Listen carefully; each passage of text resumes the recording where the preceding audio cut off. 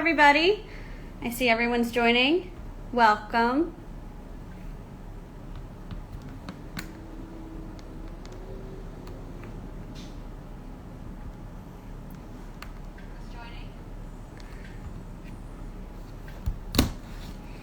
Hello, hello. Thank you all for coming.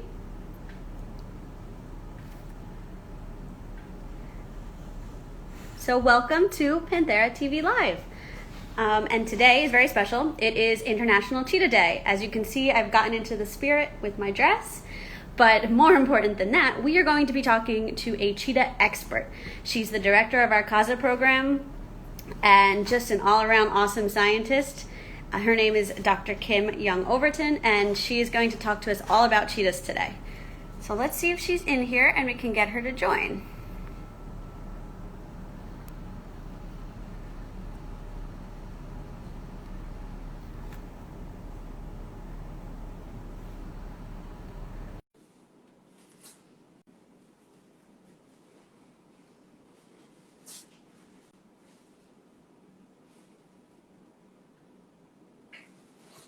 Where's everybody tuning in to from?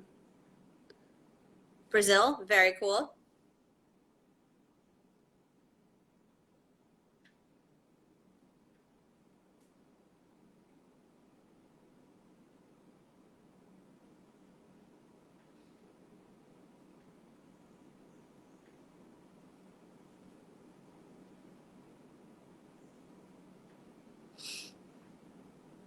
Hawaii. Nice. I wish I was in Hawaii. It's very cold out here. Ah, hello. Hi, Jamie. How are you? I'm good, thank you. How are you? Good. And why don't you tell everyone where you're calling in from today? Yeah, hi everyone. Good to be here with you. I'm calling in from New Zealand today in a COVID world. I would normally be in Zambia, but I'm lucky to be here in New Zealand. Great. So I did a little mini intro, but why don't you introduce yourself to everyone and tell them what you do at Panthera and why you're our cheetah expert? So I am the director of the Cheetah program with Panthera, and I'm privileged enough to live in Kafue National Park in Zambia with an amazing team there. I also direct the Panthera CASA program, which is a large landscape scale program right across 5 countries in Southern Africa. And I'm here in New Zealand for the COVID period of time, but normally I'm based in Zambia and based in Kafue National Park. But you can still do your work from New Zealand, right? Because I think people forget there's plenty to do outside of just being in the field as well. That's right, Jamie. Apart from the work that I do in the field, most of my time is spent both coordinating the projects across our CASA landscape, which is where we're working in, and coordinating teams of our operations teams, which work in the field to protect cats, which include anti-poaching teams, which include lion monitoring teams, which include our research and monitoring teams as well. And then also doing a lot of the strategic planning and helping us write plans and implement those plans that are really looking at how to protect the wildcats at scale across many program sites. Great. And as everyone knows, we work to protect all 40 species of wildcats, but today is International Cheetah Day. So why are we celebrating cheetahs? Yeah, well, apart from them being just an amazing cat, cheetahs are really special. December the 4th is Cheetah Day to celebrate them as a species and also to celebrate the habitats that they work in as well. So I beg your pardon, that they live in as well. And so we put this day aside just to really focus in on cheetah, how amazing they are and how much they need our help to protect them, to stay with us and be part of the global sort of community, global species community into the future. And it's just a great day to sort of think about them, remember them, and really hone in on what we need to do to protect them. So what do we need to do to protect them? What are the threats to cheetahs right now? Yeah, well, cheetahs are that perfect example of a highly mobile species that crosses across almost all challenges for conservation. Because of their need for large areas of space to operate in. They cross across protected and unprotected boundaries, which means they're coming into contact with the myriad of problems that are facing us as a globe, actually, in terms of habitat fragmentation, habitat loss. They also suffer from poaching of their prey, which is for bushmeat poaching, and direct poaching for their body parts as well. So in addition to that, they suffer at the edges of protected area from persecution killings. So this is where they come into contact with human communities, and human communities feel threatened by their presence and often will kill them in anticipation of them causing their problems with killing livestock, etc. They also suffer from being poached for the live pet trade, and mostly they suffer from just loss of habitat and habitat degradation as well, and loss of connectivity among populations, which is common for all species that we work on in terms of habitat fragmentation. And you mentioned the pet trade, and we occasionally get some comments from people wondering, are cheetahs good pets? Why don't you answer that one? The answer is no. Cheetahs are not good pets because they don't belong living with humans. They belong in the wild. Cheetahs are amazing cats in the wild, and that's what makes them a cheetah, is the fact that they are absolutely perfectly adapted for life in the African wild, and in fact historically they used to be spread across parts of Asia as well. And they need a lot of space to roam. And an amazing thing about the cheetah is just, I mean, we all know how fast the cheetah can run, and that's its way of bringing down its prey is to chase it down really fast. It's the fastest land mammal that is on Earth. And what is it? It's not really a cheetah that you have if you have a pet. You have a big cat, but it's not actually a cheetah because a cheetah needs to be in the wild to do what a cheetah does and to actually be a cheetah. Right. And it's really just not safe to have a large predator in your home. Absolutely. In addition to everything else and about losing the essence of a big cat, it's completely not safe to have a big cat in your home. It's a wild animal. It's not a domesticated animal. I think maybe some people, because they are smaller and they're exceptionally cute, they, oh, we can domesticate them, but we know that that's untrue. But that's what's another thing that's fascinating to me is how sometimes people view them as, smaller and more tameable than, lions or leopards. And in the wild, how do they interact with other big cats and other predators? Because they are a little smaller. You bring up a really good point, Jamie. So in the carnivore world, you have your apex predators and then you have your subordinate predators. And the cheetah is very much a subordinate predator, and it's learned to tiptoe around the other predators to remain in the systems that it remains in, to be successful in the systems it remains in. So lions are very overt. They're a very overt sort of apex predator, and they sort of flex their muscles around the habitats that they occupy. And leopards are very cryptic, and leopards are very stealthy, and they've learned to really work their way around the lions in the system. But cheetah have another strategy, and that's to dance around lions and leopards and hyenas, and also to interact at that level with wild dogs as well. So they're really nimble and agile, and not only their behaviors, but also in the way that they interact with other big cats, so lions and leopards particularly, but also hyenas, and also how they interact with wild dog as well. That's so fascinating. To me, that's one of my favorite things to learn about is how all of these charismatic species interact with each other in the wild, and how that gets especially more difficult as their habitat shrinks. I mean, cheetahs used to be found pretty much all across Africa and into Asia, and their habitat has become just a fraction of what it was. Yeah, So, absolutely. Yeah, so you're quite right. So 90% of cheetah historic range has been lost.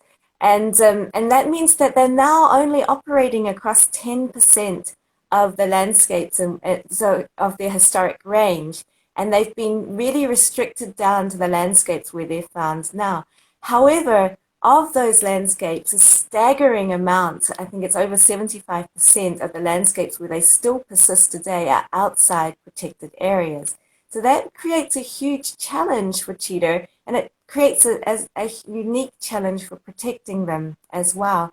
And then you brought up about the interactions between cheetah and other cats and other predators. It does mean that where they exist and where they have to roam and range within those areas where those other big cats and other predators are, they've got to be especially nimble, and it's actually harder for them to find refuge in an already constricted space. And then when they leave the protected spaces, they have further threats of poaching, like you talked about, or capture for the pet trade, and then retaliatory killings. Um, so, how does Panthera work with the communities that live alongside cheetahs and other wild cats to kind of foster that coexistence that's needed to keep them alive? Yeah.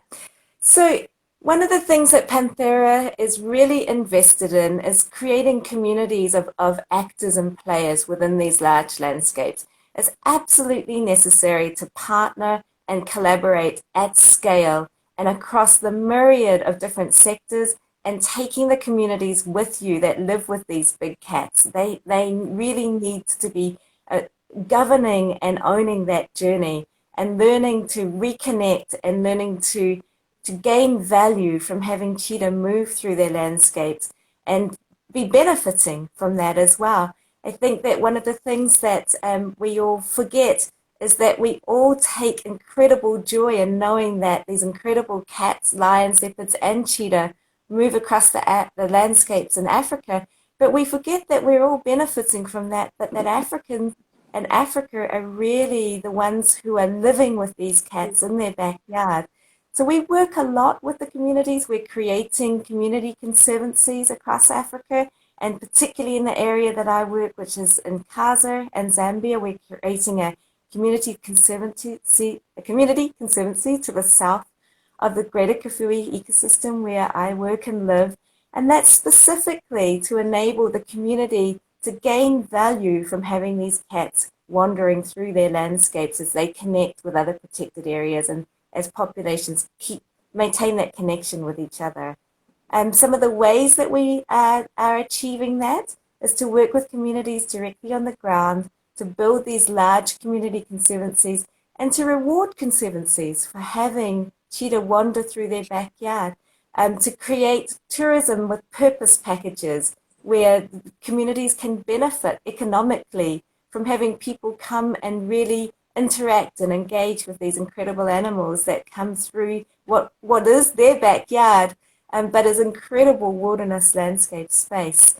And to really benefit from sustaining habitat as well. So, for example, maximizing the benefits and returns that they can get from retaining forests and trees through their carbon footprint, etc. So, or for maintaining carbon sinks, I should say. So yeah, they are. There are many different ways of ensuring that big cats and cheetah can remain viable in the landscape, and to do that, they need to be able to move through these landscapes, and they need to be valued by the communities in these landscapes as well. And that's one thing that I love to stress to people about why I love working for Panthera is that we're not just saving, cats, but we're working with people. And unfortunately, most wildlife conservation really is working with people, isn't it?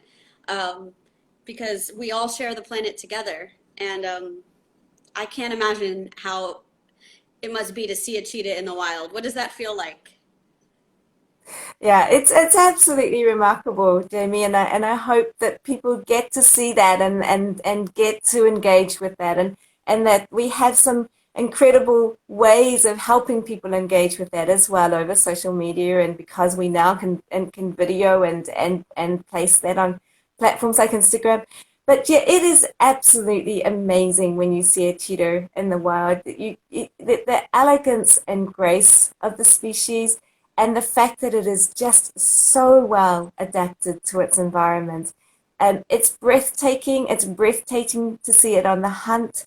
It's you hold your breath because it's not you see all these amazing sort of video footage of cheetah at speed, chasing down its prey. But that is, the last sort of 30 seconds of the Hmm. hunt. Okay. And there is hours by the cheetah put into setting up that whole last sort of 30 seconds. A lot of stealth, a lot of finding the prey, wandering from area to area, scanning the landscape, checking for what's available, what's going to be the best approach, and then really putting on that speed in the last sort of 30 seconds to bring down the prey. And then there's a lot of strategy after the prey is brought down as Really? well. There's the cheetah's got to eat quickly because it is living in these landscapes with lions and leopards, lions and leopards and hyena. And we see, unfortunately for the cheetah, we see them have their prey stolen from them as well. So it's got to really eat quickly, and it strategizes in the way that it quickly takes the best parts of its kill as well, so that it can eat as much as it can, the best parts of what it can, and it can and dance away and not come into conflict with its fellow predators.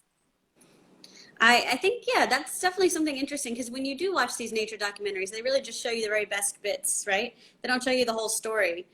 Um, but I'm sure there's more misconceptions about cheetahs out there. What would you think are some of the biggest ones?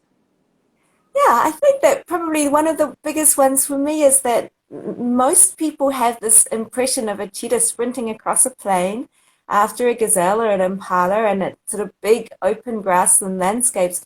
But in fact, cheetah are equally as happy in woodlands and forests as well.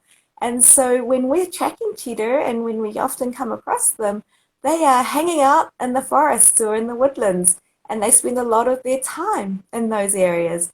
And in fact, there are many parts of the Kafui system where we are, and many parts of the Kaza Transfrontier Conservation Area where we operate across, where they are quite woodland oriented, and they use those edges between the woodlands and the open grasslands as a whole sort of hunting unit, as opposed to just the big grasslands. That's fascinating. I don't think that they show that enough either. I definitely don't picture that in my head. And I heard that predators don't make most of their kills. Is that correct?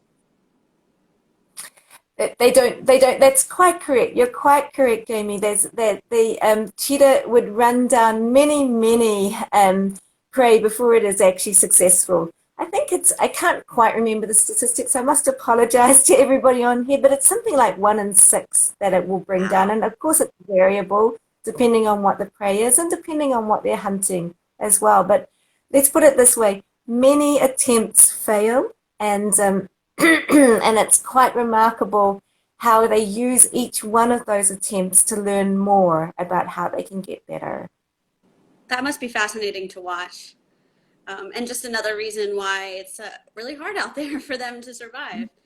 We talked about living alongside humans. We talked about, their habitat decreasing, and then there's also poaching. But luckily, Panthera works on all of these issues at once in a multi-pronged approach.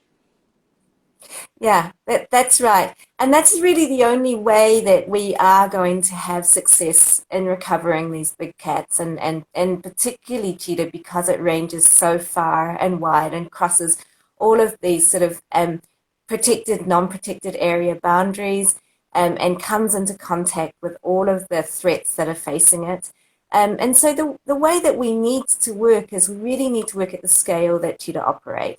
So, cheetah can operate anywhere from between sort of 500 square kilometers or even smaller if prey is really abundant, up to thousands of square kilometers. So in the greater Kafue ecosystem, we see them wandering over 8,000 square kilometers, or even as coalitions of brother coalitions when they're dispersing, or just males on their own dispersing can wander, up to 12,000 square kilometers. And so they're really coming into contact with just about every threat that they could come into contact with across that sort of range that they are wandering and roaming, ranging, and dispersing. And so we work at the landscape scale, and to do that, we need to bring in a whole raft of partners and coordinate a program of activities that treats that landscape as one management unit. So even though it's crossing protected area boundaries, even though it's including unprotected areas and communal lands, you need to treat it as one management unit, and you need to work with partners to work on your strengths in all the different parts of that program of activities. So we're supporting communities together with partners who are specialized in supporting communities. We work with biocarbon partners who are specialized in bringing credits to the communities to maintain the forest habitats, woodland habitats, etc. We work with the governments directly in anti-poaching to support their anti-poaching efforts to protect them in situ. We work with partners to reduce human wildlife conflict, to make sure that when they do enter these communal areas, they don't get killed for retaliatory reasons or persecuted in anticipation of them killing livestock. And we work with partners who are directly involved with monitoring the species and researching the species as well, together with Panthera, who also take away these awful snares that are put out in the wild that capture cheetah as well as their prey animals. And that they have vets, fantastic programs, the Zambian Carnival program, who have vets out there who are taking these snares off cheetah and allowing them to live on and keep the cheetah population going. So it's all a matter of bringing partnerships together, working at large landscape scales, and making sure that that landscape is treated as one management unit with everybody working together to meet the goals across it. That's great. And for those of you who are interested in more information on snaring and the threat that it poses to cheetahs and other wildlife, we have numerous blogs on the issue. So you can find that at panthera.org/blog. Um, so we have all this work that we're doing, but one thing that we're mentioning is Panthera is turning 15 years old next year. So we've been saving wildcats for 15 years. But what does the future hold, both for our work on cheetahs and, in your mind, for the species in general? Yeah, and taking a big deep breath as you ask that question, Jamie, I think that the future for cheetah is uncertain. We have to be really honest that we are down to less than 7,100 wild cheetah across an incredibly reduced range for cheetah. And so the future is uncertain. And I think that these large landscape scale approaches are going to be like a key mechanism for saving cheetah in the wild and ensuring cheetah persist in the wild. And in those landscapes that we are invested in, that Panthera is invested in, and that Panthera's partners are invested in, I think that we have a really good opportunity to have some strong success in those areas. I think that we need to prioritize and really acknowledge that we are going to need to invest heavily in those landscapes, and that they're going to need to be our starting point of maintaining source populations in the wild. But at the same time, I think there's a lot of hope as well. And I think that, one of the things that this awful pandemic has brought us is a reconnection with our other humans globally as a global community, and also brought us a really strong understanding that we need to reconnect as a species, as a human species, with nature as well. And that part of our well-being is to understand that nature is also doing well. It can't just be humans that are doing well, because we're so interconnected with our environments now. And I think that understanding has really become heightened during the COVID pandemic. And so I do see quite a lot more hope as well for the global community really re-engaging with what's important to them in nature, and whether it's cheetah or whether it's lions or whether it's species that are existing in our own countries. I think that there's a lot of hope for conservation and wildlife protection, because I think people recognize and understand that it's more than just something that conservationists do now. It's more than something governments do now. It's something that we, as every individual across this planet, need to be involved with and engaged with. And let's hope that people really see the value of cheetah and feel it's worth an investment for them to want the species to persist at scale across Africa. Yeah, I think You're right, definitely, when you say there's been this renewed interest. And a lot of people want to know, what can I do to help? I mean, besides, we ask for donations for our work, which is very critical, but what can the everyday average citizen here in New York or wherever do to help cheetahs and to help protect the planet we live on? Yeah, it's such a great question, and I also get asked this question just about daily. And I really guess that I want to rephrase the question. It's really it's not really what you can do, it's really how you want to conduct and operate your engagement with nature going forwards. Okay. And I think that as we reach for just about every product, every time we open the internet, every time we engage with branding of products, etc., you'll see cheetah, lion, leopard.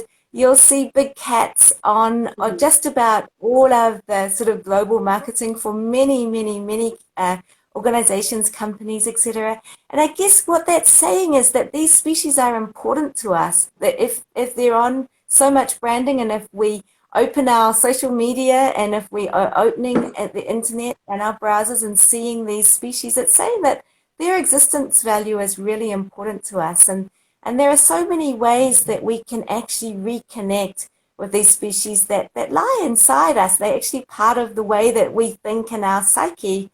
And yes, we can donate, and I think that that's really important.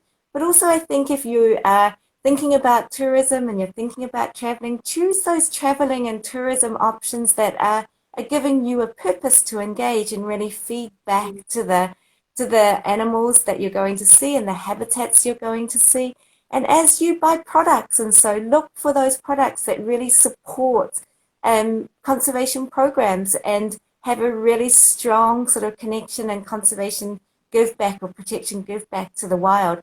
There are lots and lots of consumer driven brands now, and tourism products now, and such, that are really being tailored to be conscious about the world we live in and how to give back and protect those habitats, and so that host and house these incredible species. But absolutely, the programs that we have on the ground are a direct intervention, and we directly bring sort of protection and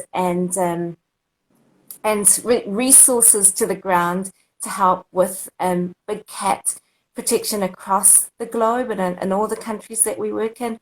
And so our mechanism to be engaged is when you do donate to Panthera or other organizations, follow up and keep an interest and be engaged with the social media that comes out, and the communications that we're delivering, because we really want you as a global community to join us in the journey of protection. That's very well said. Yes, we ask, what we love about all of our supporters is how passionate everyone is, and we think back to what our late co-founder Alan Rabinowitz said about being a voice for the voiceless, and how we use our voices to speak up about threats, to speak out against the pet trade of wild animals, and to just encourage others to and ourselves to make better choices, just like you said. And it's comforting to know that we can help, even if we aren't out in the field.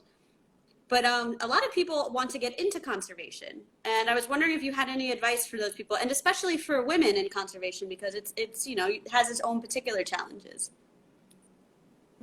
So a moment ago, Jamie, you said that conservation is it's a people, it's a human related a situation. If we didn't have humans, we wouldn't need conservation, right?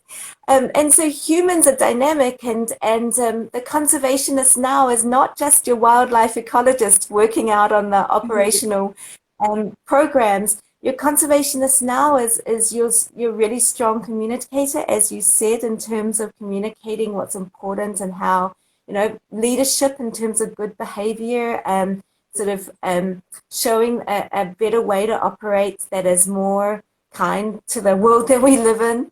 And as young conservationists and women coming through, is I guess what I want to say is play to your strengths, because there are so many facets and angles about conservation that you can be involved with, that you don't need to necessarily come through the wildlife conservation biology channel, which is where many of us have come through, and I would never put people off doing the sort of the wildlife conservation studies because it's just been an incredible life for me. But there are so many ways that you can be actively involved in conservation as a career through the myriad of different sectors and the myriad of different disciplines that are involved in conservation. And more particularly as we move into a world where wildlife really need to be part of our everyday being and be part of our economic systems as well.